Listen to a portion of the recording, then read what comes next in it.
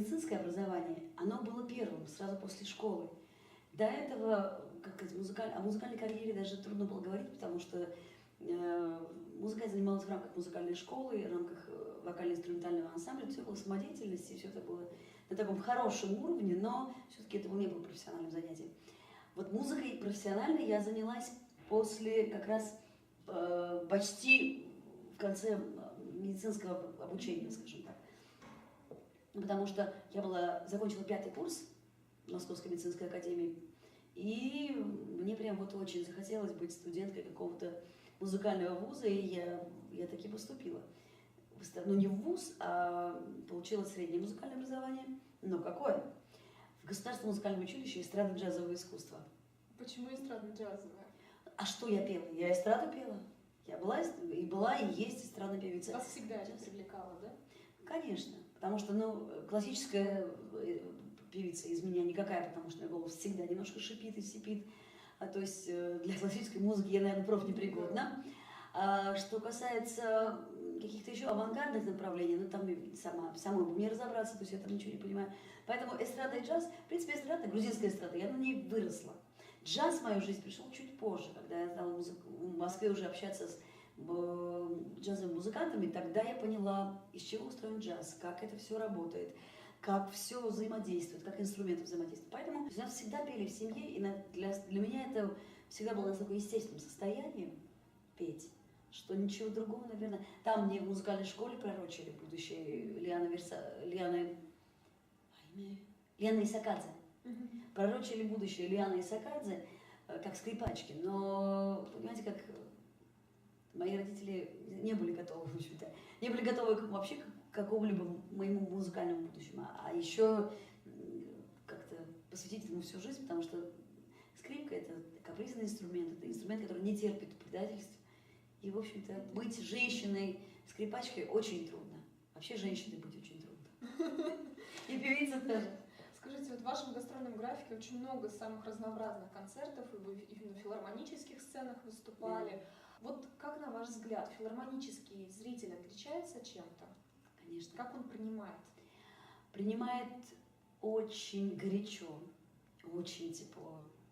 Принимает всегда восторженно. Я даже слышу иногда отзывы до слез. Сегодня таких композиций, наверное, будет немного, которые доводят до слез, но тем не менее, филармонический слушатель, он очень разборчив, он очень избирателен. Он понимает, на каком языке ты с ним говоришь. Вот я умею кое-что делать, и я это делаю. Я умею, наверное, Бог дает мне силы петь так, чтобы это доходило до сердец людей. И я буду продолжать это делать, пока смогу. А в академическом зале как-то джаз отличается? Есть какие-то изюминки такие особенности? Безусловно, джаз вообще в концертном зале и на открытом воздухе отличается. Наверное, чуть более сдержанно. То есть, получается, на открытом воздухе, когда такие большие open-air, там немножечко даже перерасходуешь энергии. Там много выброса. А здесь, поскольку музыка витает в воздухе, этот зал создан для того, чтобы здесь звучала музыка. Здесь достаточно, наверное, высококлассно выступить. Хотя открытый фестиваль не отменяет высококлассного выступления, да? Просто, не знаю, насколько я ясно выражаюсь, но здесь пропитана все музыка, каждая стеночка, каждая клеточка, каждая загогулинка. Здесь пропитана музыка, поэтому, наверное, здесь легче получить вот этот вот глоток воздуха, который обычно мы от зрителей получаем. Ну и легче что-то дать. И легче что-то дать, безусловно, да. И вчера, и сегодня уже познакомились с нашим коллективом. Да. Как вы сработались? Как у вас ощущения на сегодняшний концерт? Ощущение, что годы репетировали, что мы годы выступаем уже вместе. Потому что ребята очень хорошие, высококлассные музыканты. Я уже не говорю о руководителях коллектива, да. Настолько... И приняли, знаете, меня в такие теплые музыкальные объятия. То есть я себя почувствовала Хорошо все-таки в мужском коллективе выступать.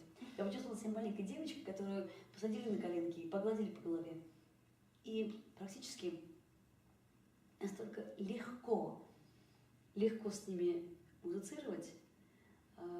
Джаз позволяет это делать. Джаз позволяет не петь, допустим, то есть джаз позволяет делать такие вещи, когда ты первый раз видишь коллектив, и все сходится от первой до последней ноты.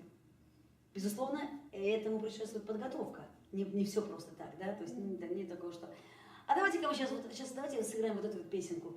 Да нет, такого нет. Но высокий класс коллектива и подготовленность материала, и подготовка вообще к концерту позволяет такие вещи делать. У нас вот есть традиционные вопросы для всех артистов, которые приезжают к нам. Как вас встретила Казань? Какие у вас остаются впечатления? В этот раз у меня какое-то особое чувство, потому что я очень люблю лето, очень люблю весну, не люблю зиму. И как-то так относилась к осени. Но вот именно эта осень такая красивая в Казани. Ну, сейчас я вспоминаю, бывала ли я осенью в Казани? По-моему, нет. Я очарована. Вчера еще было такое яркое солнышко, и прямо у входа в филармонию невозможно войти внутрь, потому что вот эти вот листва совершенно ярчайшего сочного желтого цвета с еще зеленой травой, вместе невероятно красивые краски, город окутан какими-то волшебными красками. И здесь невозможно не петь. У нас в этом году филармонии исполняется 80 лет.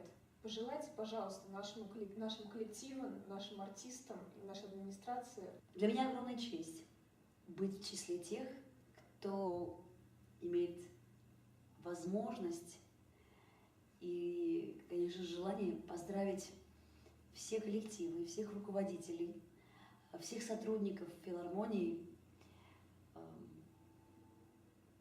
принципе, то, что в филармонии вообще все как-то особенно в любой филармонии, это, наверное, понятно. Но в Казани настолько высока музыкальная культура в целом, уровень музыкальной культуры высок, что филармония является некой квинтэссенцией вот этой высочайшей музыкальной культуры. Я пожелаю каждому из вас крепчайшего здоровья, нескончаемого вдохновения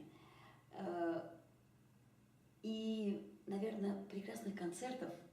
Знаете, когда меня сегодня встретили на вахте, встретили улыбающиеся, совершенно очаровательные дамы, вот хочется даже для них спеть, хочется, чтобы они присутствовали в зале и посмотрели концерт. Долгих лет жизни, долгих лет творчества, чтобы в этих стенах воспитывались исключительно те артисты, которые потом имя вашего города разнесут на весь мир. Славу Казани разнесут на весь мир.